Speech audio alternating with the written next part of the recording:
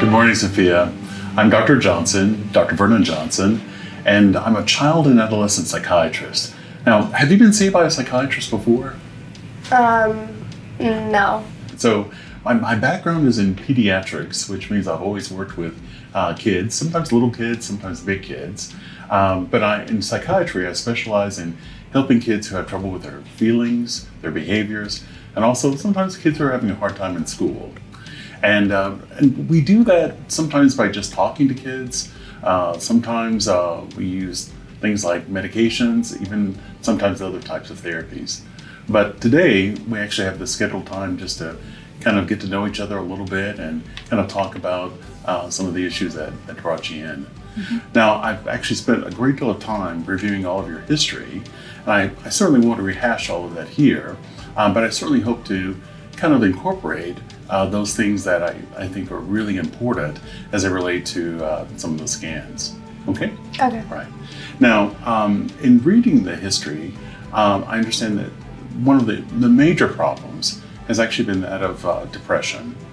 And it sounds like you've had depression for some time. Can you tell me a little about that? Yeah. So basically, my depression started when I was like around 8 years old, mm-hmm. I think. I don't really know like exactly what the cause of it was. Mm-hmm. Probably like multiple things. But yeah, it's been like hard dealing with it through the years and mm-hmm. stuff. But yeah, I'm just really trying to like get help and like stop all of that.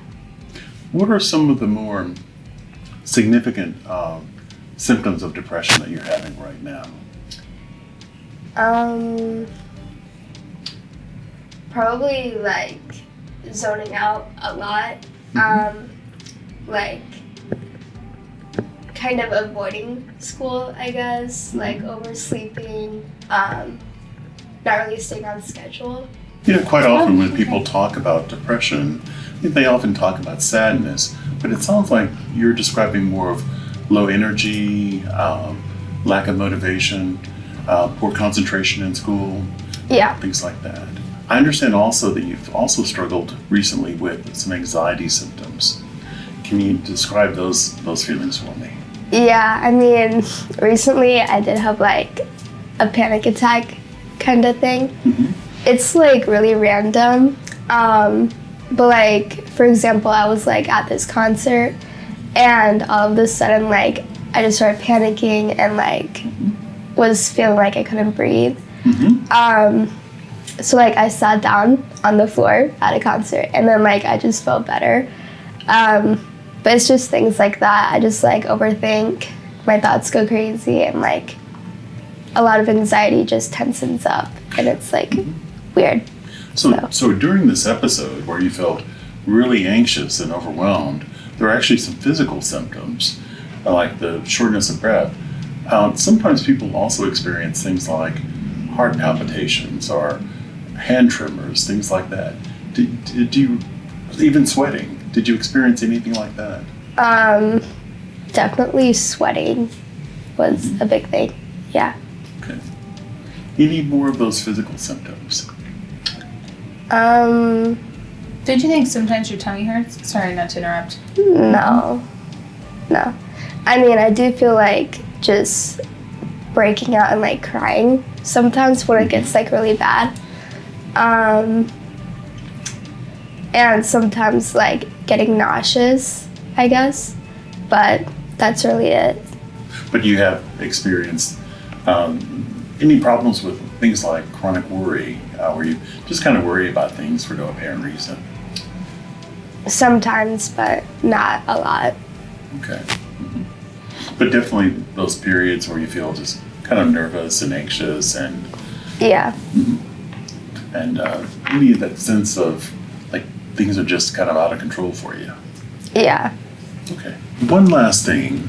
In fact, I think your mom alluded to this, and that was the history of ADHD, or attention deficit hyperactivity disorder. Tell me about that.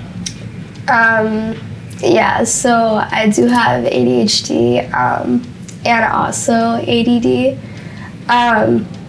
I feel I have more of ADD than ADHD, but my mom does say that I do have ADHD. So There's how many types? 7 different types.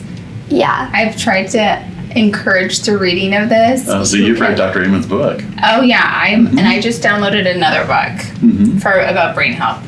So I encourage you to read, and also your ADD for Teenagers book.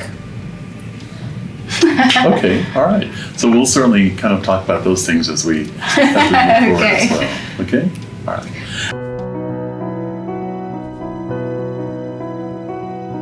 Now, before we look at your scans, I have a couple of examples of normal scans that I wanted to kind of share with you. Okay. Now, the first scan is actually called a surface scan, all right, or a surface view. And so as that technetium that I was telling you about, as it kind of goes through the outer surface part of the brain, we're able to capture these pictures. And this outer surface part is actually known as the neocortex.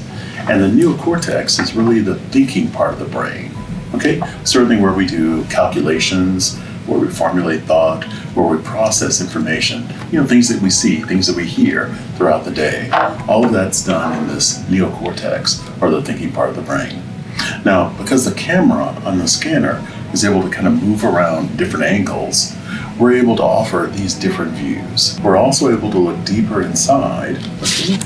And in this case, we're able to see deeper into the limbic structures of the emotional part of the brain, okay? And in fact, we call these active views. And so when we look deeper inside, this is where color really does matter, okay? Color matters. Color matters here, okay, on these active views.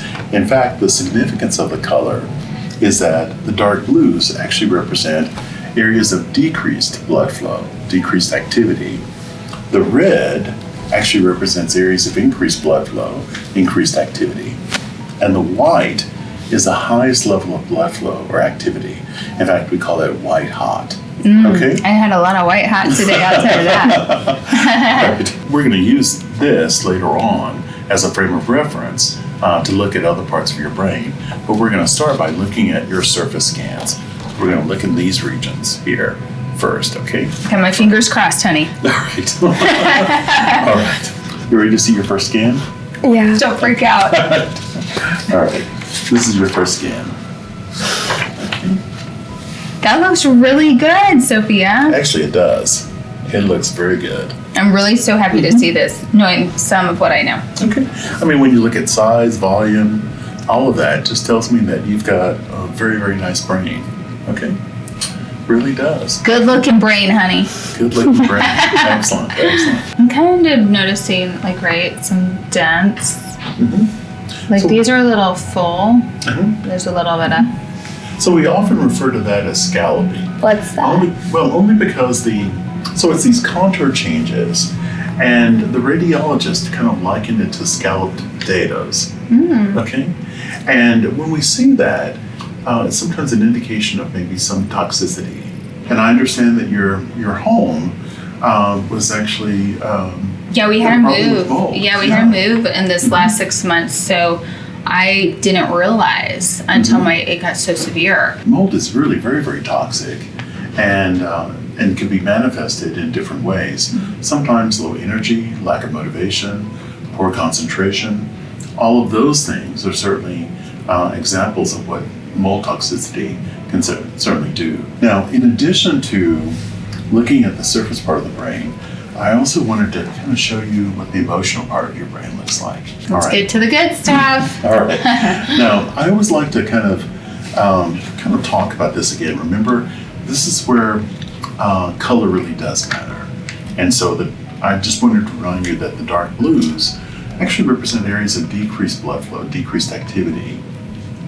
But sometimes I characterize that as areas of calm, okay? Because when we talk about the emotional part of the brain, the blue is actually kind of nice, okay? But the red represents increased activity, and then of course the white is the highest level of activity, okay? Okay. Now, as we look at your scan, Looking This is good. you've got a lot of activity now. Okay. Okay. Your cerebellum actually looks pretty good. It's all functioning, I swear. Yeah. Both sides and in the middle. Okay. But just above the cerebellum is actually another region, actually the thalamus. The thalamus is actually a deep limbic structure that's actually responsible for the regulation of mood. In fact, we call the thalamus the mood manager. Okay. And when we see a thalamus is actually not just simply red hot, but white hot, like yours, it often correlates with some mood dysregulation.